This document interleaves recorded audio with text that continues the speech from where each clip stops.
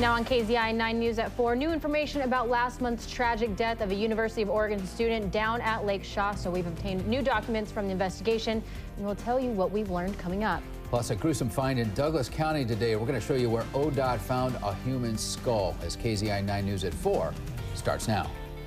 Live, local, late breaking. This is KEZI 9 News at 4. We begin this afternoon with new information about the death of a University of Oregon student at Lake Shasta. Thank you for joining us. I'm Bob Schaefer. And I'm China Green. 21-year-old Dylan Peters died last month while attending the annual Lake Shasta weekend. This trip is not sponsored by the university, but students involved in Greek life typically attend. KZI 9 News has obtained documents from the Shasta County Sheriff's Office about what happened to Peters. KZI 9 News reporter Michael Severin now joins us live in the studio. Michael, what do these documents tell us about the death? Yeah, it's truly a sad update here now. These documents from the Shasta County Sheriff's Office detail the investigation from a boating safety officer who was on scene. In his report, he says a witness tells him that by 4:30 in the afternoon, Peters was drunk and an hour later he was stumbling. In the report, a witness who says he's a friend of Peters said he and others on the trip set up a tent for him and put him to bed and tried to sober up. Later in the night, the witness told police he couldn't find Peters' tent and believed he moved it.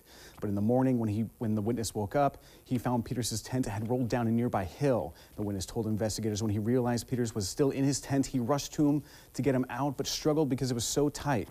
Witnesses performed CPR, but it was too late. Now, at this time, police don't suspect foul play. The case is still under investigation by the Shasta County Coroner's Office. I reached out to one of the witnesses named in the report, but as of this newscast, I have not heard back from him. Live in studio, I'm Michael Severin, KEZI 9 News. We'll continue to cover this story as it develops. For more information, go to our website at kzi.com. And don't forget, you can find updates on our Facebook and Twitter pages. Some very somber news out of Salem. The Secretary of State, Dennis Richardson, announced today that he is battling brain cancer. He made that announcement on a blog post saying he will lean on his team and family to fight the disease. He says he was initially diagnosed last month and he's already undergoing treatment. He says while it is a very difficult diagnosis, he is staying optimistic. New at 4, human skeletal remains were found today near I-5 North. They were discovered near exit 124 in Roseburg. Oregon Department of Transportation crews were out doing some maintenance work in the area when they found something that looked like a human skull. Yeah, KZI 9 News reporter Tyler Jones live in Roseburg with the very latest on this ongoing investigation. Tyler, what have you found out? Bob, China, Oregon State Police said that they have found what is a human skull. They say the ODOT crews found it in this area here behind me, and they called it in around 8 o'clock this morning. The Douglas County Medical Examiner and the State Medical Examiner were also called out to the scene. Search and rescue teams combed through the area with their cadaver dogs to search for any additional remains, but have yet to find more.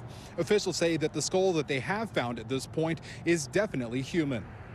The human skeletal remains were found to be actual human remains.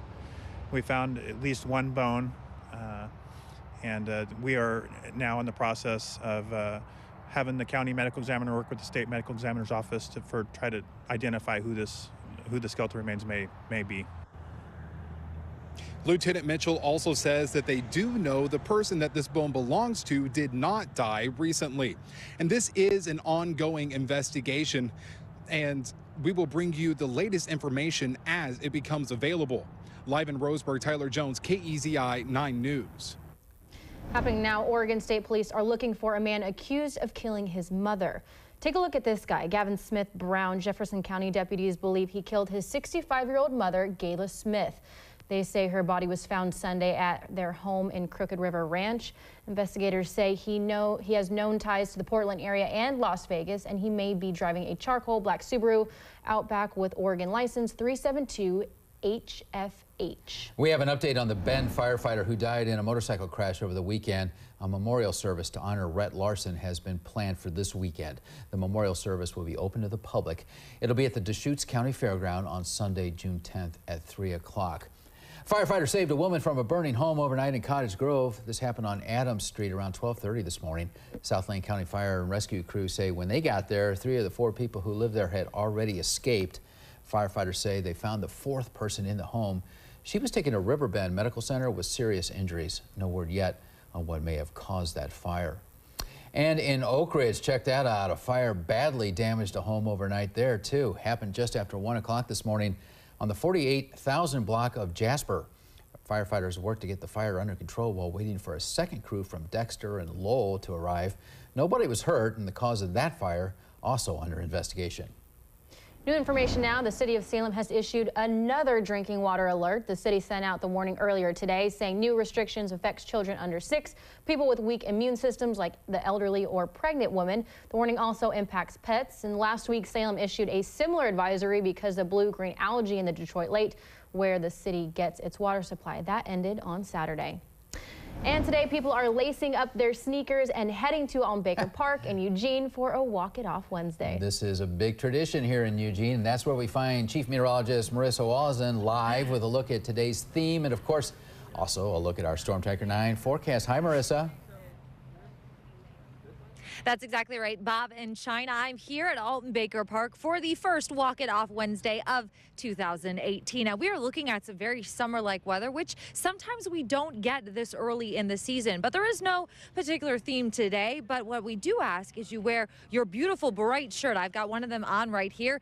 If you didn't get one of these shirts last weekend when we were at Valley River Inn, you can come down here tonight. It is a free event. Grab your shirt. Also grab maybe some beverages. I think we have Pepsi here this year, and there's also all sorts of things, but it doesn't start until 4:30, so you still have some time as we continue to set up. But let's take a look at your weather. We're going to start off with pollen right now. Pollen, grass is in the high range at this moment. Tree pollen is at the very top end of the low range. We do have a lot of sunshine across the area. A live look over Eugene tonight. It's beautiful and blue, and it is warm. 76 degrees at this moment. Very warm compared to what we normally see this time of year. As we take a look at conditions across the rest of western Oregon, 75 in Corvallis, 76 in Cottage Grove, 78 in Roseburg. We are close to 80, and we could hit it. We'll likely warm in the next 2 hours, but 60s along the coast. I'll have a closer look at what you can expect as we move through the rest of this evening, and then all the way through the weekend. We're still expecting those big changes. I'll have more in just a bit. Bob and China. Okay, Marissa, thank you so much. Well, after months without any leadership, A3 has hired a new principal. Amy Beard is currently the assistant principal at Churchill High School. Yeah, she's scheduled to begin on July 1st, but says she's eager to get started as soon as possible. KZI 9 News reporter Macy Highland joins us live from the newsroom. She spoke to students at A3 today. Macy, how are students feeling about this transition? Well, Bob, China, students tell me that they really value how this school makes them feel and what it stands for and how it operates, and they really don't want that to change. But they are happy to hopefully see some closure to a bit of the craziness that has surrounded them lately. Students tell me that A3 is so much more to a school than a school to them. They tell me that many of them came here because they didn't feel comfortable and helped at other schools in the area. So it's important to them that not too much changes with the new leadership. Because, like, if you are you and you don't feel like you fit in, A3 is kind of like the place that you will, because it's not like other places. You're probably familiar with the situation at A3 at this point, but just to recap, the school has been without a principal since former principal Michael Fisher was placed on administrative leave on January 31st. Now, it had later been discovered that Fisher had sexually abused a former student starting when she was 14 years old. He then committed suicide on February 1st. Now, today I also talked to the incoming principal herself, Amy Beard, and she told me that she's excited to get things going, and we'll hear a little bit more from her coming up on KEZI 9 News at 5. Live in the newsroom, Macy Highland, KEZI 9 News. All right, Macy, thanks. Happening tonight, 2 big decisions are expected in the Eugene 4J School District. They're meeting to discuss a potential bond measure and school schedules. School schedules are expected to be finalized at the meeting, which starts at 7. The district is making schedules standard by levels, meaning all elementary schools will start at the same time. Same goes for middle and high schools. The meeting is at the school district headquarters on North Monroe Street. And district officials say they plan to notify parents of the final approved schedules by the end of this school year. And board members will also talk about a major $385 million bond measure. The money will pay to replace North Eugene High School, something the district says will cost $150 million. They also want to replace Edison and Camas Ridge elementary schools and build a new elementary school in the Sheldon region. Tonight's plan is just discussing the details of the potential bond measure. They could vote on whether to send it to the November ballot, but district officials say that vote will likely happen at their meeting on June 20th. In managing marijuana now, the proposed buffer zone between marijuana stores in Eugene is moving forward. The city's planning commission voted unanimously last night to require marijuana stores to be at least 1,000 feet from each other. This would only apply to new businesses and wouldn't affect stores that are already open. It would also not apply to medical marijuana sites or sites where marijuana is grown and processed. Some people criticize the move, saying other businesses don't get that same kind of protection. The city promotes the Whitaker Brewing and Distilling neighborhood. What hypocrisy that numerous community members, and I quote, try to foist on other city property owners. The proposal will now go to the city council. And a neighborhood planning meeting is happening tonight in Santa Clara. People who live there will have a chance to weigh in on what's next for their neighborhood in terms of future growth and development. That meeting starts at 5:30 at North Eugene High School. People in Eugene could see a hike on their water bill. The city manager is considering a 4% wastewater user fee increase and a 4% stormwater user fee increase. There's also a regional fee increase of 2.5%. The combined increase for all three fees adds up to an extra $1.67 per month for the typical Eugene resident. And Public Works is holding a hearing on this tomorrow at noon. It'll be at the Garden Conference Room on East Broadway. If it's approved, the increase will be the increase will go into effect on July 1st. I'm Brady Wakayama here at the YMCA in Eugene.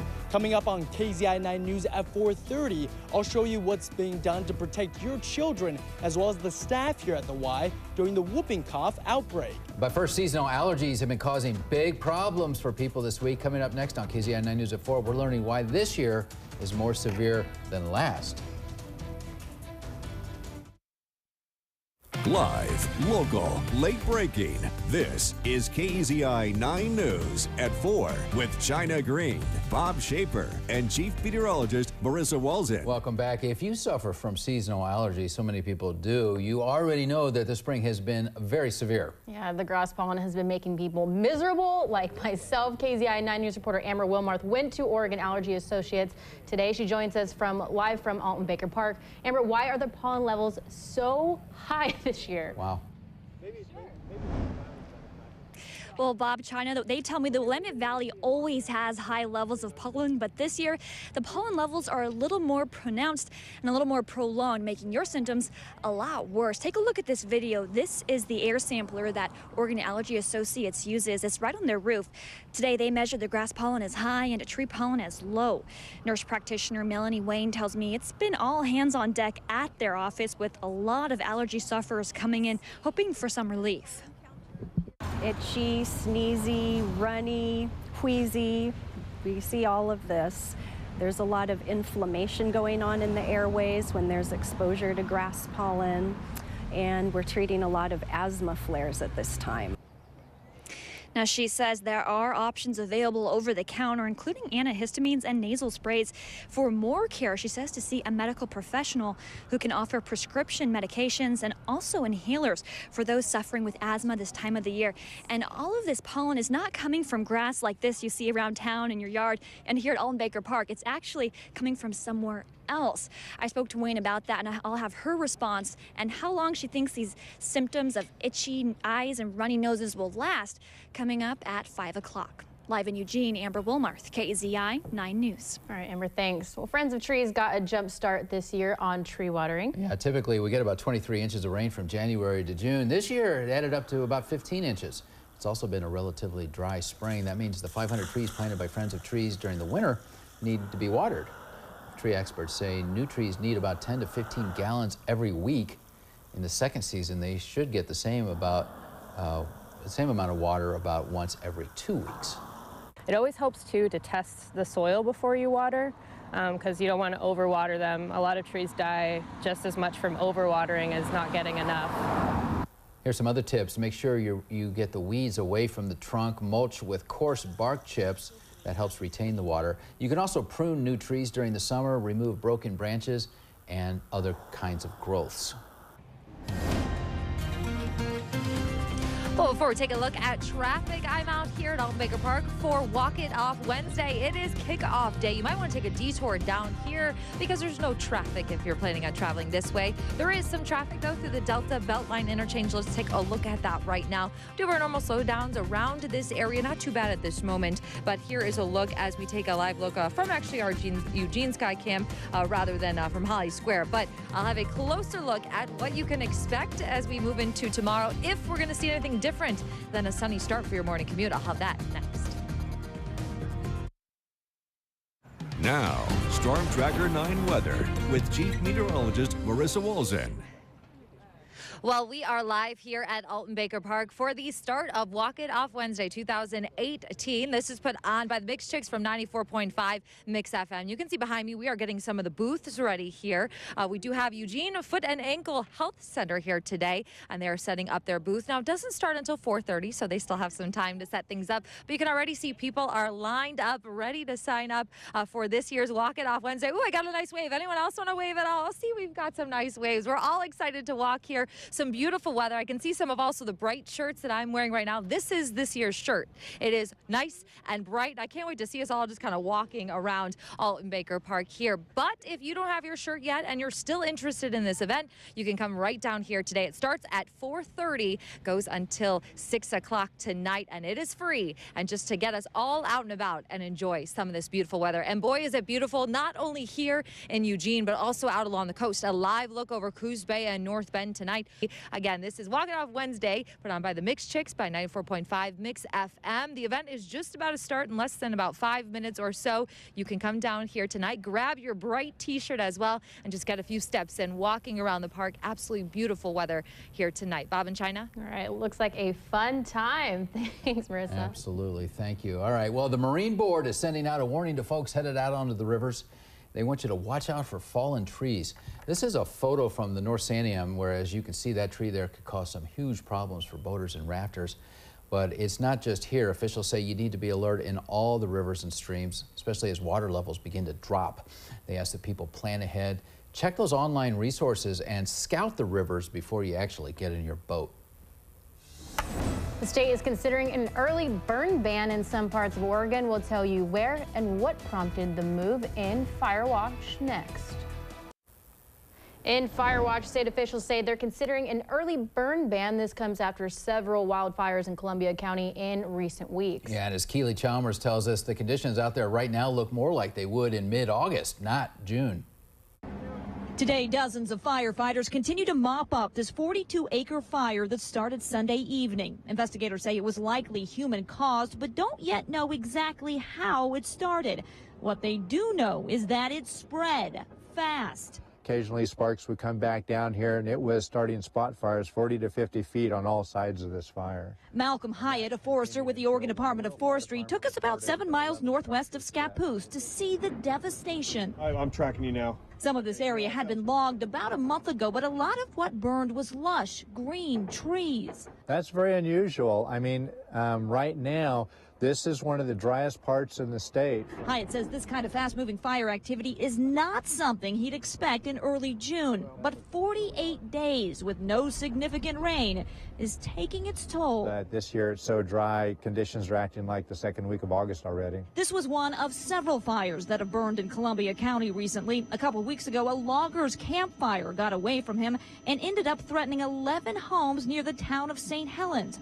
Fire crews were able to save all those structures. It got big real quick. And we could see all the smoke coming out from the back down in our barn. But Jamie Thompson and her father aren't taking any chances. They live just down the road from Sunday's fire near Scappoose. They have already taken steps to protect their home. But yeah, just around our property and stuff, we're cleaning things up, and we know it's going to get dry this summer. So because they know when it gets this dry, this early, this fire season could be a challenging one. As this fire season is starting so early that his seasonal firefighters haven't even gone through training. That's supposed to start next week. Roughly 40 firefighters working on this recent fire are actually prison inmates from a correctional facility in Tillamook.